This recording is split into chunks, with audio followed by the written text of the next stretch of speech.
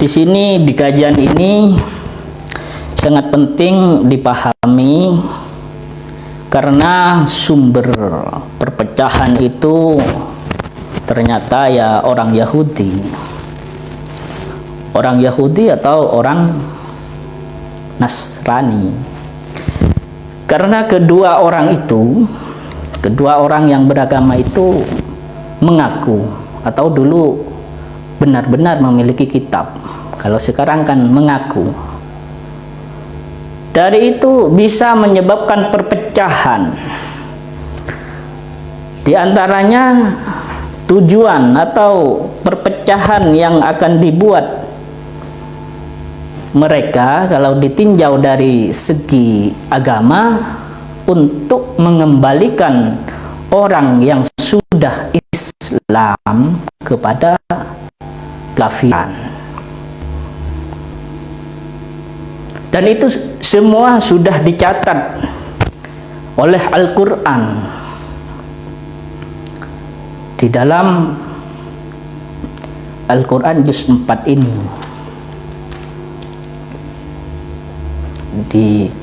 Di sini dijelaskan pertama tujuannya untuk mengembalikan kepada kekafiran.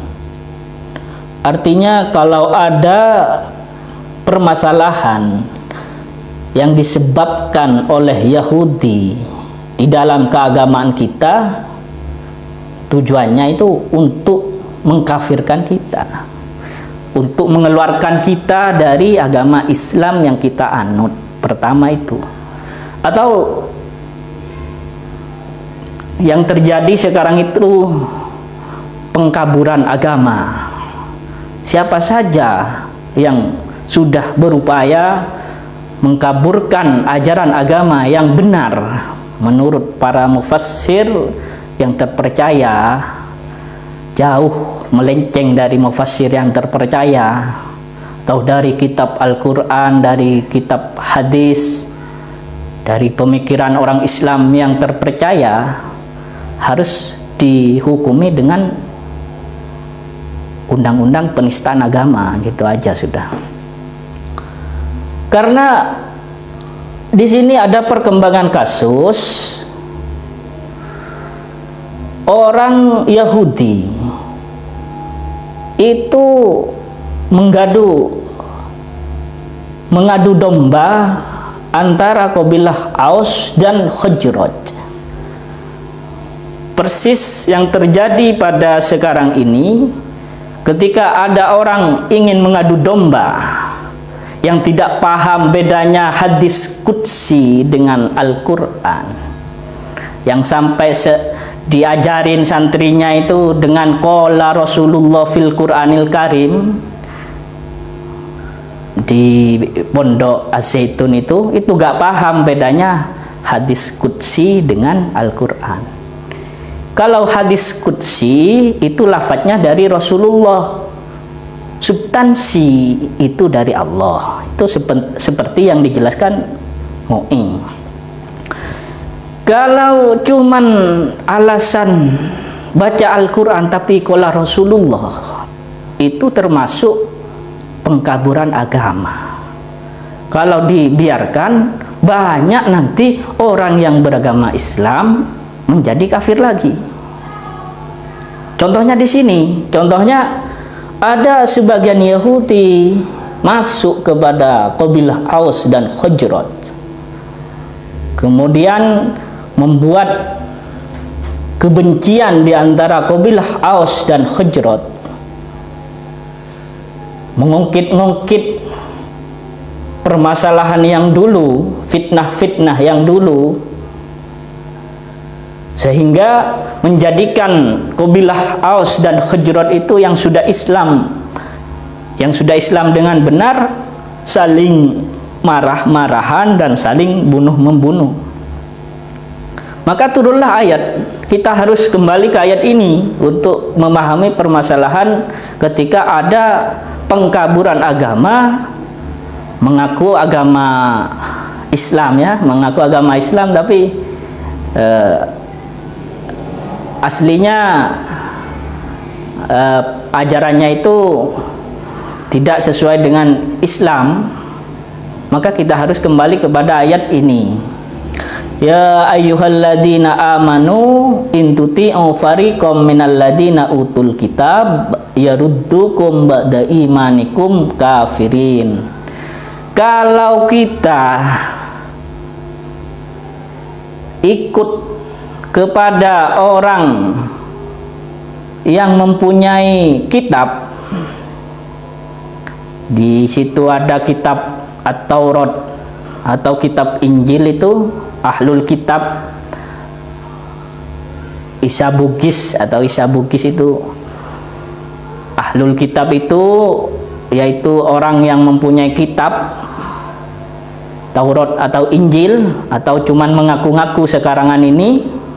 Itu dampaknya kalau diikuti, kalau kita tidak ikut kepada Al-Quran atau menafsiri dengan tidak ikut kepada penafsiran ulama tafsir yang terpercaya, dampaknya bisa menyebabkan kita kembali kepada kekafiran. Maka ini harus dihindari. Karena diteruskan, bagaimana bisa kafir? Kan sudah dibacakan kepadamu Aus Hajrat, atau orang Islam, yang digambarkan di sini kabilah Aus dan Hajrat, tapi sebenarnya orang Islam, karena kabilah Aus dan Hajrat ini sudah Islam. Artinya bisa diambil kesimpulan la bihususis sabab bi umumil lafdi. Al-Quran itu bi umumil lafdi, di dalam ilmu ulumul Quran la bihususis sabab. Walaupun sebab turunnya ayat ini dengan kabilah Aus dan Hajrat diadu domba oleh orang Yahudi, tapi berlaku bi umumil lafdi, berlaku kepada orang Islam semuanya, la bihususis sabab. Maka pertama seperti itu, jangan sampai ikut pada orang ahli kitab yang bisa mengkaburkan agama, karena tujuannya untuk mengkafirkan saja, tujuannya untuk merusak agama kita. Dan bagaimana kita akan kafir sedangkan kita sudah dibacakan kepada kita Al-Quran, dan juga ada nabinya, yaitu Nabi Muhammad Sallallahu Alaihi Wasallam. Allahumma sholli. Barang siapa yang berpegang teguh kepada Al-Quran, kepada Rasulullah, maka itu mendapatkan petunjuk kepada jalan yang lurus. Artinya petunjuk itu kita akan selamat, baik di jembatan Siratul Mustaqim nanti, Siratul Mustaqim, atau di mahsyar, di akhirat, atau nanti di surga, kita masuk surga. Amin ya rabbal alamin. Terus yang turun selanjutnya ayatnya, ya ayyuhalladzina amanu taqullaha haqqa tuqatih. Pertama, sebelum ayat ini dinusah, orang itu dianjurkan atau diharuskan ittaqullah, takwa atau takut. Di sini dimaknai wedya sira kabeh. Takwa itu takut. Takwa itu ya takut kepada Allah.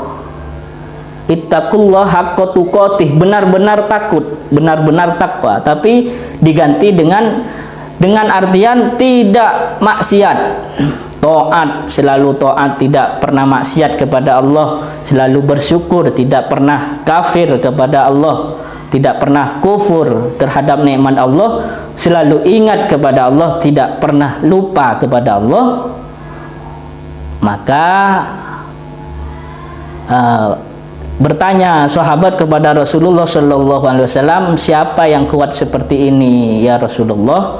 Maka ayat ini dinosah menjadi fattaqullaha mastata'tum, takutlah wedi sira kabeh Allah ing Allah mastata'tum, sebisanya, sempunya. Artinya di sini takut. Takwa itu sebenarnya di samping menjalankan segala perintah dari Allah Subhanahu wa taala, menjauhi larangannya, ada takwa itu yang bermakna takut. Di dalam ayat yang lain itu, ketika orang mendengar Al-Quran bergetar, takut. Taksairu juludul ladina amanu, ya, bergetar tubuhnya dan hatinya ingat kepada Allah. Itu sebagian dari takwa juga. Artinya takwa bukan menjalankan perintah, menjauhi larangan, bukan itu saja, melainkan ya takut sungguhan, takut kepada Allah, gitu juga takwa. Dengan banyak indikator-indikator di bawahnya, yaitu taat, tidak maksiat, bersyukur, terus ingat kepada Allah, hatinya ingat kepada Allah. Karena ketika orang hatinya ingat kepada Allah, ala bidzikrillah tatmainnul qulub, orang yang sering ingat kepada Allah tenang hatinya. Begitu. Terus, dan penekanannya setelah bisa takwa, takut kepada Allah, mengerjakan ketaatan, bersyukur, dan hatinya ingat kepada Allah, mati dalam keadaan Islam, muslimun, Islam, yaitu muwahhidun, menyucikan Allah Subhanahu wa ta'ala. Dan peganglah agama Islam itu, dan janganlah bercerai-berai karena sudah beragama Islam.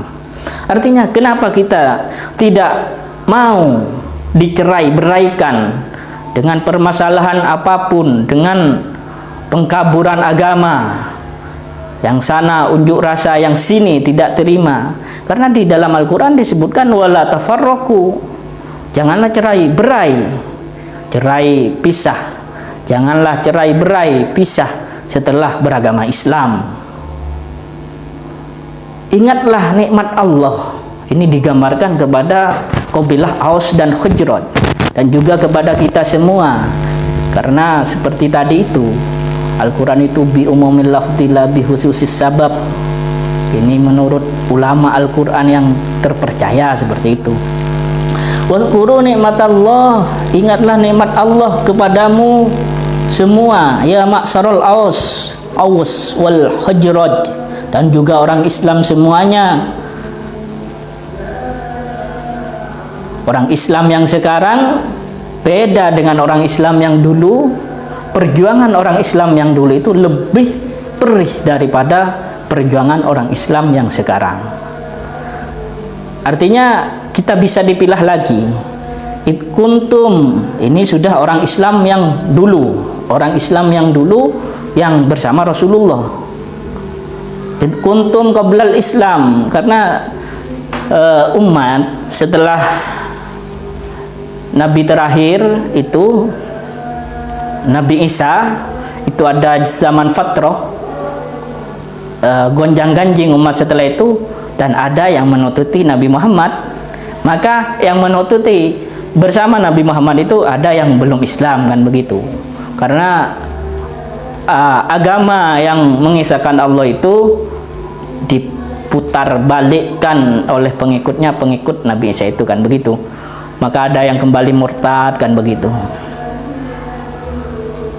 Dan orang-orang yang sebelum Islam di sini disebutkan yang bersama Rasulullah, id kuntum a'da'am fa'allafa baina qulubikum, bermusuh-musuhan sebelum adanya Rasulullah, kemudian disatukan hatinya dengan Islam, maka menjadi persaudaraan. Fasbahtum binikmatihi ihwana, nikmat Allah yang paling besar itu ialah adanya Islam yang membuat persaudaraan di antara kita. Fiddini wal wilayah, fiddini di dalam agama, wal wilayah dan di dalam kekuasaan. Artinya orang Islam itu mempunyai kekuasaan, hak beragama, dan juga bisa menjalankan keagamaan di Indonesia ini. Wa kuntum ala safa hufratin minan nar. Andaikan tidak ada nikmat yang berupa Islam itu, kamu tidak akan selamat dari neraka, yang dimana tidak ada pemisah antaramu dengan neraka itu ketika kamu mati dalam keadaan kafir. Intinya kalau orang ahlul kitab atau orang Yahudi bisa memporak-porandakan kita dan kita mati dalam keadaan kafir, naudzubillah min dzalik, maka neraka sangatlah dekat, kata Allah.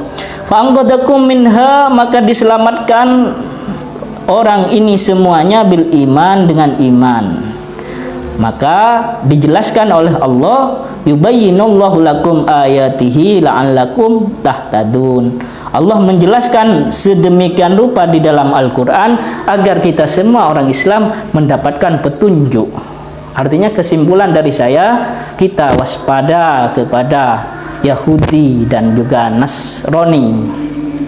Itu semua ingin mengkaburkan ajaran Islam yang benar supaya kita menjadi kafir, begitu, dan juga supaya kita masuk neraka. Karena di sini dicontohkan kabilah Aus dan Khazraj juga dimasukin oleh antek-antek Yahudi, tujuannya untuk kembali menjadi kafir. Sedangkan oleh Allah Subhanahu wa taala diingatkan, ingatlah nikmat yang diberikan Allah, taatlah, pertama dibuka dengan taat, dan ingatlah nikmat yang diberikan kepadamu sekalian, yaitu berupa Islam, supaya tidak masuk neraka di akhir nanti. Mungkin hanya itu kesimpulan dari kajian saya pada malam hari ini. Semoga kita semua mendapatkan petunjuk dari Allah Subhanahu wa taala dan bisa menjawab tantangan ketika ada kasus seperti pengkaburan agama yang tidak tahu bedanya hadis qudsi dengan Al-Quran ini, dan juga hal-hal yang banyak lainnya. Karena kalau dinilai kasus yang berkembang di Az-Zaitun ini oleh pimpinan itu ya pengkaburan agama, maka sebaiknya lah ditanganin oleh pemerintah Republik Indonesia, karena Indonesia itu sendiri tidak menginginkan Spring Arab terjadi di Indonesia. Perpecahan itu tidak diinginkan oleh negara Indonesia. Negara Indonesia itu boleh 6 agama di Indonesia itu, tapi harus damai, begitu yang diharapkan oleh negara. Wabillahi taufiq wal hidayah, wassalamualaikum warahmatullahi wabarakatuh.